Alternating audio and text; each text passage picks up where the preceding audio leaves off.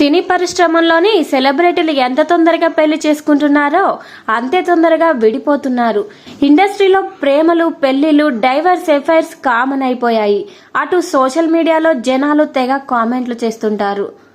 ఇలాంటి వార్తలను రోజు ఎన్నో చూస్తుంటాం. సమంత, నాగచైతన్య డివర్స్ అయితే సోషల్ మీడియాను షేక్ చేశాయి. రీసెంట్ గా మెగా డాటర్ నిహారిక కూడా విడాకులు తీసుకోవడం ఏ రేంజ్ లో కలకలం సృష్టించిందో తెలిసిందే. అయితే ఇలాంటి రోజుల్లో కూడా ఆదర్శంగా నిలిచే జంటలు మన టాలీవుడ్ లో చాలానే ఉన్నాయి. ఆ జంటలలో ఒకటి రామ్ చరణ్, ఉపాసన.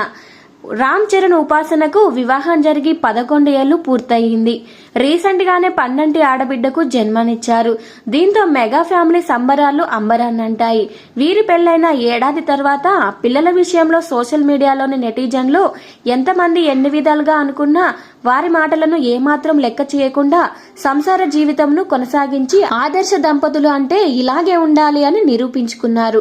అయితే ఇన్నేళ్లు వీళ్ళిద్దరి దాంపత్య జీవితంలో ఎప్పుడు ఎదురవ్వని విభేదాలు ఇటీవల వరుణ్ తేజ్ పెళ్లి కోసం స్పెయిన్ కి వెళ్లినప్పుడు ఒక గిఫ్ట్ విషయంలో వచ్చాయంట.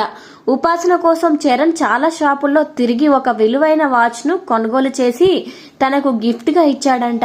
దీంతో ఉపాసన హ్యాపీగా ఫీల్ అయ్యి థ్యాంక్స్ చెప్పాల్సింది పోయి ఈ వాచ్ అసలు బాలేదు, ఎక్కడ తెచ్చావని అన్నదంట. అలాగే ఈ వాచ్ కు ఇంత ధరనా అంటూ చరణ్ పై విరుచుకు పడిందంట. ఉపాసన ఆ బహుమతిని రిజెక్ట్ చేయడంతో చరణ్ బాగా హట్ అయినట్లు తెలుస్తోంది. క్లింకారా పుట్టక ముందు బాగానే ఉన్న ఈ జంట ఇంత చిన్న విషయంలో గొడవ పడడం బాధగా ఉందంటూ చరణ్ ఫ్యాన్స్ కామెంట్లు పెడుతున్నారు. ఈ వార్త ఎంతవరకు వాస్తవమో తెలియదు కానీ ప్రస్తుతం నెట్టింటే వైరల్ అవుతుంది.